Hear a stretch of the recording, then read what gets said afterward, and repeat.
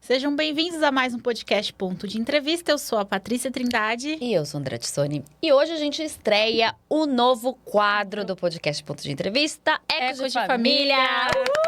Com Mônica Zagalo, terapeuta sistêmica, que já esteve aqui no nosso podcast o ano passado e foi um bate-papo incrível. A gente aprendeu tanto. Muito obrigada, Mônica, por topar participar desse novo projeto aqui com a gente. Foi incrível mesmo. Vou começar agradecendo, né, a oportunidade de estar aqui de novo, porque foi bem bacana e acho que hoje também vai ser. E esse nome, né, que a gente pensou aí, Ecos de Família, acho que dá para a gente já entender do que a gente vai falar, né, do quanto reverbera nas nossas vidas. Tantas camadas. Exatamente. Né? Vai ser um bom papo. Eu queria começar. A gente vai falar hoje sobre uma parte, né, muito delicada, que é aquela parte, né, dos nossos pais, quando já estão numa idade mais avançada. E aí eu vou começar já fazendo uma perguntinha aqui para você. Em que momento um filho deixa de ser filho e passa a ser cuidador dos pais? Sim. É uma pergunta bem delicada, né? Porque acho que a gente começa já a falar de que existem muitas histórias, né, de família e existem muitas referências de família. Acho que não tem um jeito certo ou errado, né, de cuidar ou não cuidar dos pais. Mas a gente vai ter muitas coisas influenciando, né? Por exemplo, a cultura, né? Como os idosos são cuidados no Japão, como os idosos são cuidados numa outra cultura, como os idosos são cuidados aqui. Mas acho que, regra geral, tem uma construção social muito difícil, que é a ideia de que envelhecer é se tornar improdutivo ou inútil, né? Ou perder a capacidade de valer a pena estar aqui, né? Então, acho que essa é uma questão bem... A finitude, né? Parece que é uma coisa que o ser humano não quer assistir. Então, acho que a gente precisa primeiro olhar para isso, né? Que ser idoso não é um sinônimo de ser inútil ou improdutivo. E a gente tem essa cultura, né? Nós, mulheres, super mais ainda, né? De não envelhecer, não ter rugas, não ter cabelos brancos, né? Então, tem esse lugar de a gente não querer aparentar a idade. Então, acho que essa é uma questão que a gente pode olhar. A outra questão é como a gente assistiu, né, os idosos da nossa família serem cuidados, né? Os nossos avós eram um peso, né? Os nossos avós faziam parte da família. Como é que foi, né, essa partida dos nossos avós? A gente assistiu muito provavelmente isso, né? Então, se eu sempre vejo como um peso, sempre vejo como um momento, né, tumultuado e de muita sobrecarga, talvez isso influencie na maneira como eu vou cuidar dos meus pais, que pode ser achar de novo um fardo, mas também que pode ser o contramodelo, né? Que a gente falou muito também já aqui, eu vou acabar repetindo um pouco esse lugar, que é o lugar da gente ver que as nossas referências de família, apesar delas nos influenciarem, a gente pode fazer o contramodelo, né? Então, eu posso ter assistido o cuidado com os meus avós de um jeito e fazer diferente e tudo, mas isso vai influenciar, né? Então, aquele avô que era o queridíssimo, né, que era, né, que tinha um afeto e estava sempre à mesa, que não foi isolado num quarto, que não deixou de receber afeto, né, em função de alguma doença ou de alguma debilidade, vai fazer toda a diferença, né? E eu não sei se a gente deixa de ser filho, né? Eu brinco que eu nunca tenho verdades, né? Eu acho que eu tenho propostas de reflexão, né? Acho que você vai ser sempre filho, vai ser sempre filha, não tem jeito, mas muda a relação com seus pais, né? Assim como na adolescência a gente muda a relação com os pais e a gente quer autonomia, a gente quer decidir pelas nossas vidas, o que eu vou fazer, né? Então, acho que tem essa fase onde vai mudar a relação. Então, os filhos, sim, vão ter que estar atentos, né? Se esse idoso ou essa idosa tem autonomia suficiente ou não, mas é uma negociação dura, porque se a gente tira a autonomia do idoso muito cedo, né, e aí limita ele de coisas que ele ama fazer, de coisas que ele adora fazer, ele pode sim cair numa depressão ou cair num lugar muito ruim, né, de não se sentir importante na família. Produtivo, de certa forma. Exatamente, né? Porque assim, agora eu não posso mais dirigir, agora eu não posso mais ir na padaria, agora eu não posso, né? E acho que tem uma referência que eu sempre faço, né? O idoso, quando está com dificuldade de comer, por exemplo, já, né? Muitas vezes, estou falando de um adoecimento mais grave, né? Ai, que bonitinho que é uma criança quando não consegue comer, né? A gente tem toda a paciência do mundo para deixar ela comer sozinha, mas se é um idoso, a gente acaba como assim, né? Meu pai, que era o meu herói, agora não consegue comer sozinho. Tem, acho que também dentro da gente um pouco de não aceitação daquilo. E aí quer dar na boca e tal. Então, assim, como é que a gente faz para respeitar e garantir o máximo de autonomia enquanto ela for possível, mesmo que demore mais para tomar banho, mesmo que demore mais. E aqui eu estou falando de casos mais extremos, né? Mas acho que a gente estava falando um pouco antes, né? A gente começa a ter mais atenção com os pais, mesmo antes de uma doença, né? Eles já começam a precisar de um olhar nosso, né? Muito. Muito. E é tão complicado, né? Porque você, querendo ou não, acaba tendo que cuidar e administrar aquilo. E muitas vezes os pais não aceitam que você está tomando as rédeas da situação, né? Então, assim, geralmente eu que cuido dos meus filhos, como que meu filho está cuidando de mim? É difícil também para ele aceitar essa inversão de papel, né? Perfeito. Acho que esse é um lugar importante. Está difícil para mim, filha, assistir meu pai perder a autonomia, mas imagina para ele, né? Perder a autonomia. Também não está sendo fácil, né? Então, essa questão da gente ter autoempatia, né? Que, pô, dói. Né, dói. Eu tive um pai com Alzheimer, então um pai que me dava conselho, que era uma pessoa, né, uma cabeça super pensante e ficando com, né, com uma certa dificuldade de memória, de pensamento e tudo, é muito assustador. Foi muito assustador para mim como filha, né? Mas imagino para ele, né, como foi também assustador começar a perder memória, a rédea da própria vida. Eu lembro que no começo era muito difícil a gente tentar colocar um cuidador na casa do meu pai. Foi um processo muito, muito difícil, né? Por que tantos filhos adultos, eles se sentem culpados por começar a impor limites? Começar ou impor limites aos pais, né? Por que é tão difícil esse processo de impor os limites ou de tentar amenizar ali uma situação, né? Que possa causar problemas depois.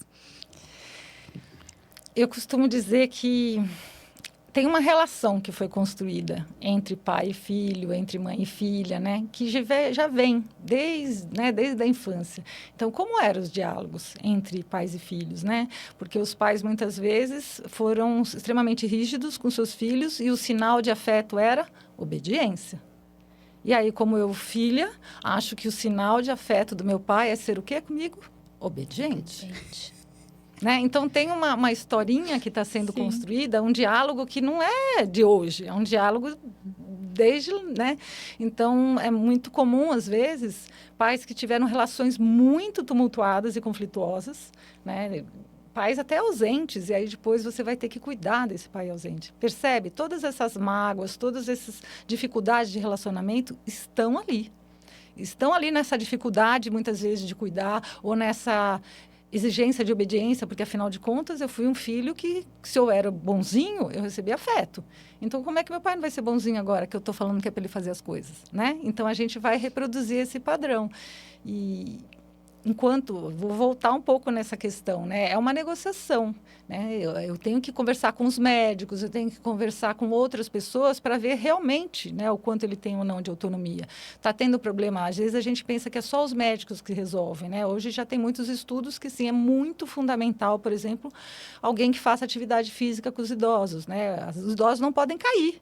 Então, assim, atividade física é muito importante. Existem especialistas, inclusive meu pai teve um excelente personal, Rogério Camargo, que é um cara muito bacana, que trabalha só com idosos, né? Que é esse lugar de trabalhar com o idoso para ele fortalecer, poder ter o máximo de autonomia das funções básicas do dia a dia, né? Então, acho que outros recursos para além, né, é óbvio que tudo envolve muitas vezes uma questão financeira, né? Mas também envolvem hábitos, né? Se eu já sei que ele está com um problema de deslocamento, qual a rede de apoio que eu tenho por aqui para ter uma atividade física num posto, num SESC ou num local, né, de referência onde eu possa estimular uma atividade física para não perder a mobilidade, né?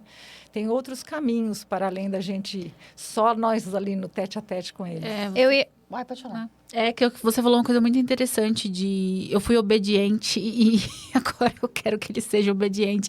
Te pegou, hein, Patrícia? Nossa, direto, assim, foi direto. Porque é exatamente isso. Eu fui uma filha muito obediente. Inclusive, minha mãe ressalta isso. Porque minha mãe sempre foi muito brava, meu pai também muito rígidos. E eu sempre fui a filha obediente. E agora eu não aceito eu falar uma coisa e eles não acatarem. Eu fico louca. Como não pode acatar uma coisa que eu tô falando pro seu próprio bem? Exatamente. Então, inverte os papéis. É muito engraçado isso. Eu sinto que, de algo, não sei se faz sentido, mas essa teimosia, essa falta de não conseguir lidar tanto assim um com o outro e às vezes acaba saindo faísca, né? De um pai, por exemplo, um pai ausente ou uma menina que foi muito obediente e existe uma coisa daquilo que não foi trabalhado? De terapia, alguma coisa, de entender o porquê que o seu pai não ficou com você, por exemplo. Sabe? O porquê que você foi tão obediente, você não trabalhou isso e acaba refletindo isso no futuro na hora que você tem que lidar com esses pais mais idosos, mais vulneráveis, e você precisa exigir coisas e você já não tem tanta paciência. Por quê? Porque você foi boazinha. Você quer aquilo. Por que não pode ser do seu jeito agora? Existe uma coisa de que não ter sido bem elaborado isso na vida adulta? Com toda certeza. Com toda certeza. Não gosto de verdades absolutas, mas essa eu acho que se a gente olhar a maneira como a gente faz o desenvolvimento socioemocional, a gente vai entender aonde começou a dar ruim, sabe? Assim, se a gente olhar o que era a família e olhar como as crianças eram vestidas, elas eram vestidas de mini-adultos. Né? Vocês devem lembrar daquelas fotos antigas, era o menino de terninho, quietinho, sem movimento. Criança sem movimento, gente, não existe criança sem movimento. Crianças se comunicam pelo corpo, né? Então, crianças castradas, famílias com pouco diálogo, menino não chora, né? Aonde você está falando de sentimento? Aonde você está falando de emoção, né? Então, toda a nossa história familiar, ela não é só o eco da minha família, é toda uma construção social muito rígida, né? Onde não se... Vamos falar sério, né? Você precisa ser bom, produtivo, ter bons resultados no trabalho, na vida, em tudo. Não tem espaço para fragilidade, para vulnerabilidade, para se sentir o cocô do cavalo do bandido, né? Então, se a gente já vem com esse núcleo familiar onde a fragilidade não é possível, né? Eu estou na fragilidade total na minha velhice, assim, muitas vezes, né? Dependendo dos outros e tudo. Então, isso vai aparecer para a gente, vai aparecer para eles, porque não teve tanto espaço, tanto que as escolas estão investindo muito no quê? No desenvolvimento socioemocional. A gente precisa falar dos nossos sentimentos. Isso vai estar diretamente ligado ao adoecimento geral, não só dos idosos, né? Adoecimento nosso, né? Burnouts, depressão, ansiedade, está tudo ligado a esse nosso sistema de, não, estou bem. Né? Numa reunião eu posso estar nervosa, não posso transparecer. O tempo inteiro eu escondo, né, o que eu realmente estou sentindo. E quando demonstra, se sente culpada, né? Quantas vezes eu saí de uma reunião...